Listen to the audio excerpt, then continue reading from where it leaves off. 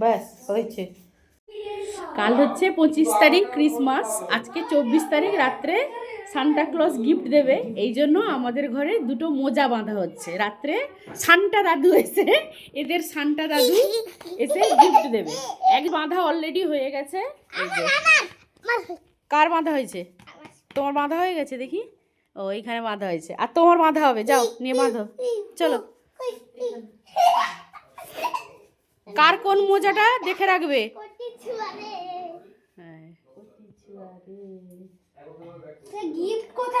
Set খুলে ঠিক দিয়ে দিতে পারবে।